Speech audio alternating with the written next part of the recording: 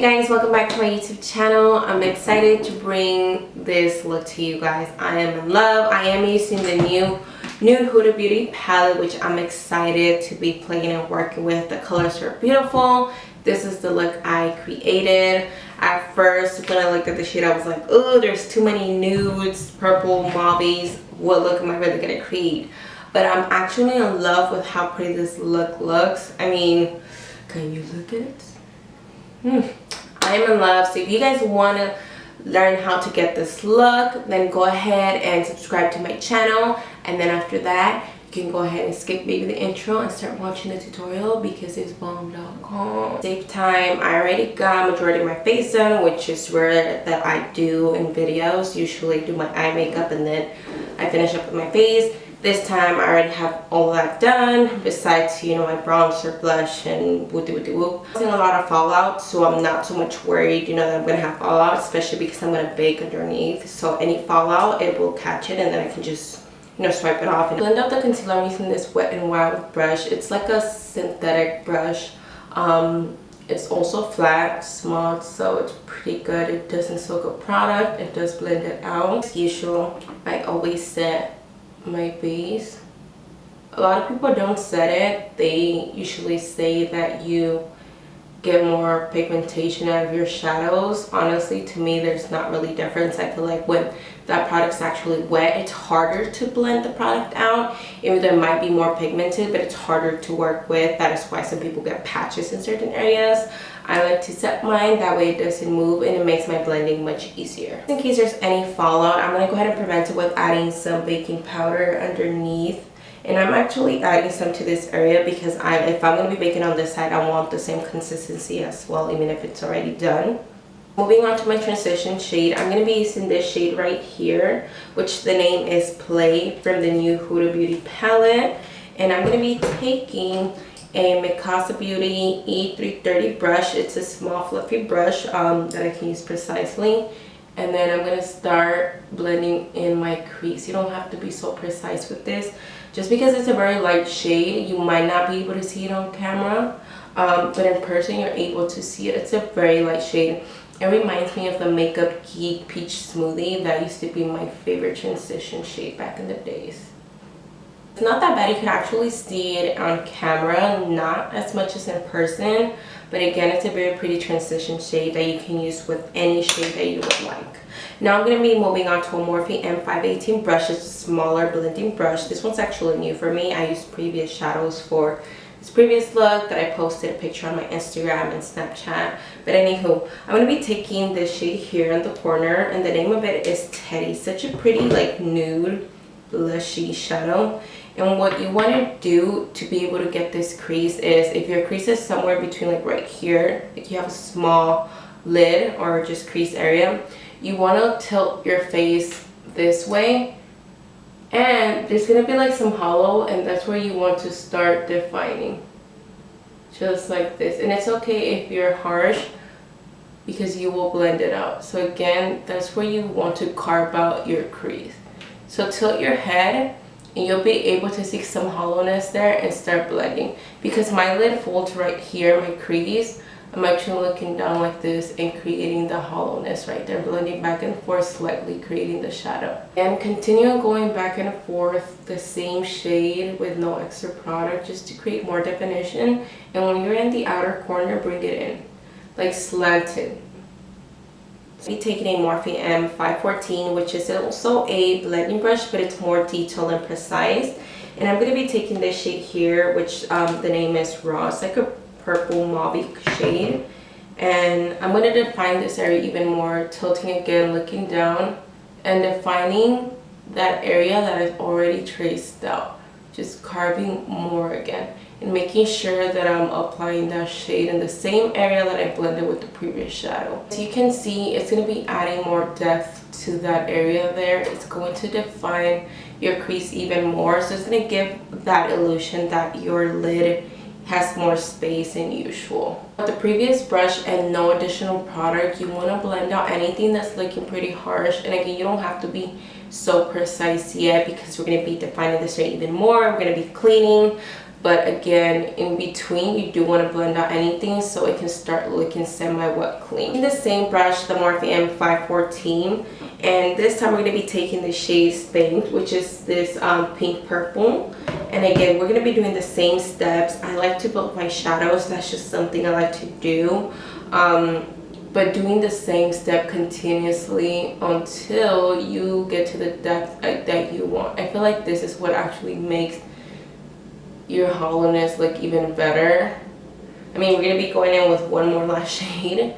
But again, don't forget, the more the better. So you can see there is more depth. The more shadows you build, the better. You don't necessarily have to use as many shadows as I'm using.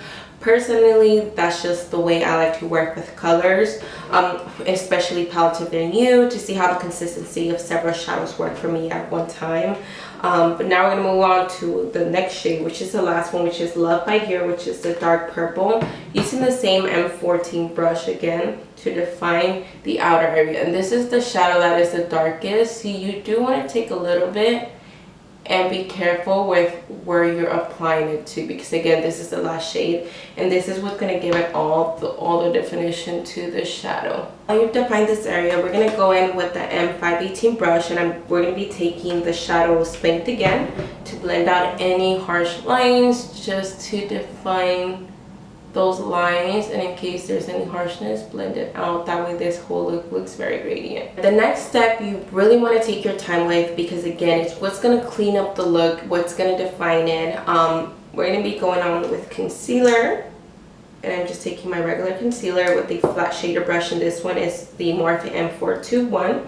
It's a small flat one. And then when I'm picking up any concealer, I like to tap it as well back and forth to warm up the product. Again, you want to look down and be very careful of where you're applying it, and slowly work your way up, cleaning up that lid area. This is what's gonna again give you the illusion of you having more lid space. And then again, I like to start in the inner corner just because it's easier for me to work my way up and just bring in this shade.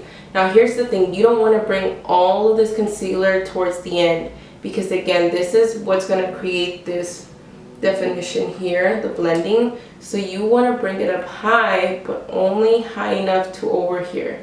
So I want to say you want to do like a half a circle. So you bring it as far as here, but you want this to be slanted. You can see I did not bring all the concealer all the way down here. I left this area slanted, and in case you did get any concealer out here, you just want to go in with the last brush you used, the last shade, and just blend out any concealer. I'm going to be going in with the shade, this one here, which is Play, my transition shade. It's like a very pretty peachy color. I am going to be taking the Morphe M167. It's a flat shader brush, and just packing all over where I apply the concealer, all over that area. In case you do get that shade where the purple is, don't worry about it, because we're going to go in with some more purple just to create more definition. And look at how pretty that shade looks. When it's packed, it's like a very light nude pink, but if you use it as transition, it's more like on the peachy side, but I feel like it complements the whole look. Anywho, I'm going to be taking again some of the last shade Love Bite, and I'm going to be defining more of the crease, cleaning up anything that I grabbed concealer in, just so it can look more defined. Alright, next I'm going to be applying mascara and my lashes. The lashes that I'm going to be using are by Lyssa Lashes and the style Maria. What a coincidence, right? Anyway, these are super pretty, very fluffy, also very natural looking. I did not want to wear any lashes that again will opaque the eyeshadow look. I wanted this to be very visible, but with lashes still being out there.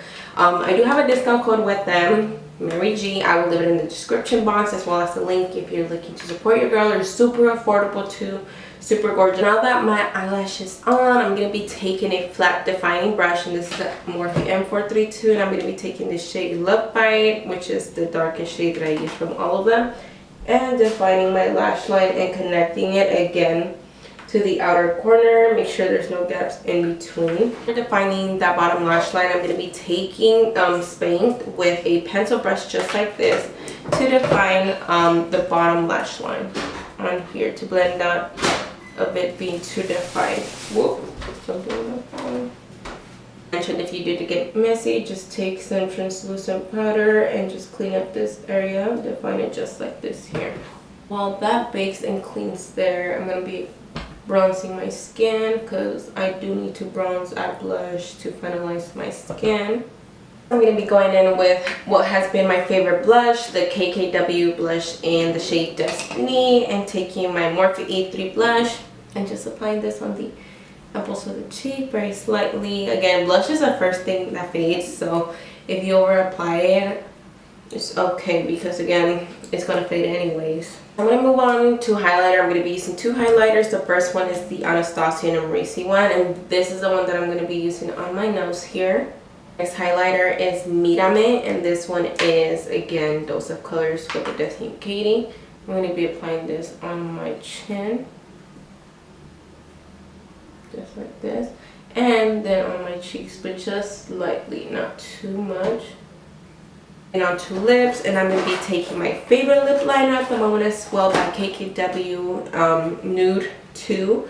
I'm also going to be taking a new liquid lipstick by Colourpop with Bretman, and also the lip gloss.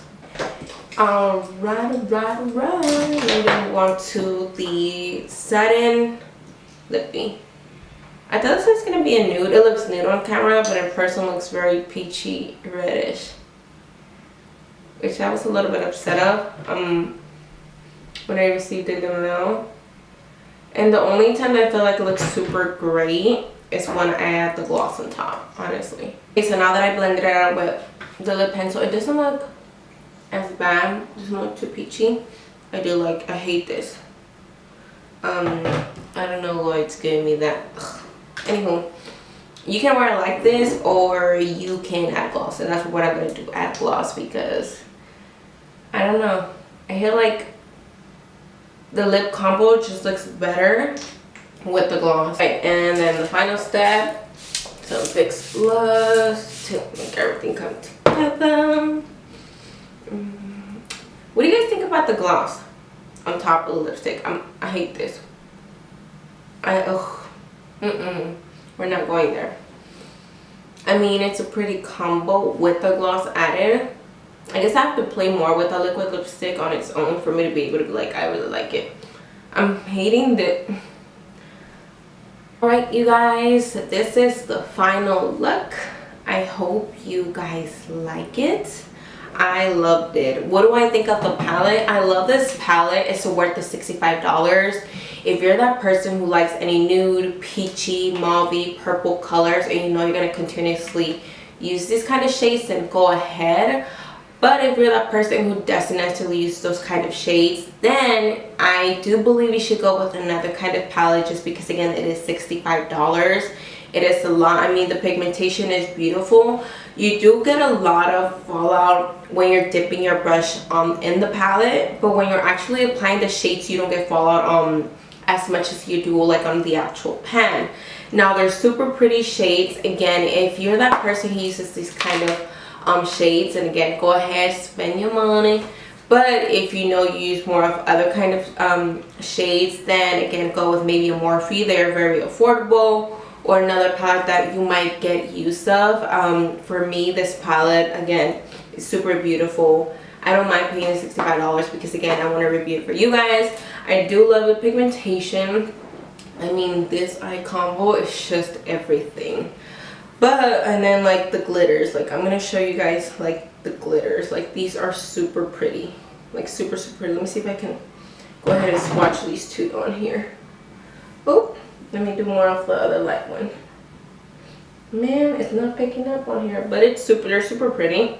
I definitely do recommend this palette if you're that person who uses these kinds of shades. Other than that, I mean, I don't have much to say. I should be creating another look, maybe like a New Year's look, early one, I don't know. But other than that, please give it a thumbs up, turn on your notifications, subscribe to my channel. I will be having other videos coming up pretty soon. But other than that, I am in love. And again, don't forget to use my discount code for the lashes. I'll leave that in the description box. So, anywho, see ya until next time.